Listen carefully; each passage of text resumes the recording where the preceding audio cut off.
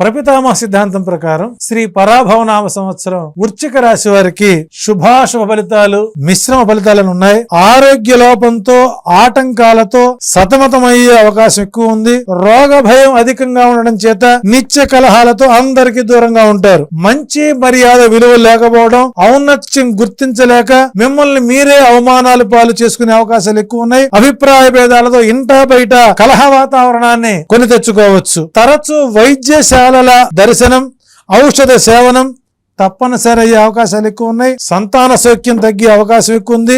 ఎవరిని మెప్పించలేక శత్రువుల సమస్యలను ఆందోళన కలిగే అవకాశాలు ఎక్కువ ఉంటాయి. మీ ఉద్యోగానికి విద్యకు ఆటంకాలు కలిగే అవకాశాలు ఎక్కువ ఉన్నాయి. సకల కార్యాలయందు ఆటంకాలతో చివరికి విజయాన్ని సాధించేటువంటి అవకాశం ఎక్కువ ఉంది. ఈ వృశ్చిక రాశి వారికి మానసిక ఆరోగ్యం ఇబ్బంది పెడుతుంటుంది. అంతేకాదు మిత్రభేదాన్ని కలుగుతారు. దూర ప్రాంతాలకు బదిలీపై వెళ్ళవలసి వస్తుంది. అందరినీ అనుమానిస్తూ అపనమ్మకంతో బ్రతుకుతూ చివరికి పదవీ త్యాగం చేయాల్సినటువంటి పరిస్థితులు ఏర్పడుతున్నాయి. ఇంకా ఈ వృశ్చిక రాశి వారికి మీ మాటను శిరోధార్యంగా భావించేటువంటి వారిని, మీపై అపరిమితమైనటువంటి ప్రేమ కలిగిన వారిని మీరు ఏహ్యభావంతో చూడడమే మీకు ఈ సంవత్సరం వ్యతిరేక ఫలితాలు రాబోతున్నాయి.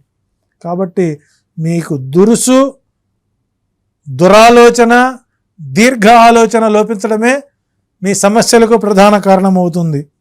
ఇక ఈ వృశ్చిక రాశి వారికి హీన జాతి వ్యక్తులతో సమస్యలు కలుగుతాయి. భార్యాభర్తల మధ్య సఖ్య తగ్గుతుంది. సంతానం కోసం తప్పిస్తారు. తల్లి ఆరోగ్యం ఆందోళనకు గురి చేస్తుంది.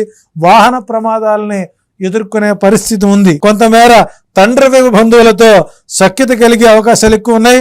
దాయాదుల సహకారంతో స్థిర చరాస్తులు వృద్ధి చేసుకుంటారు.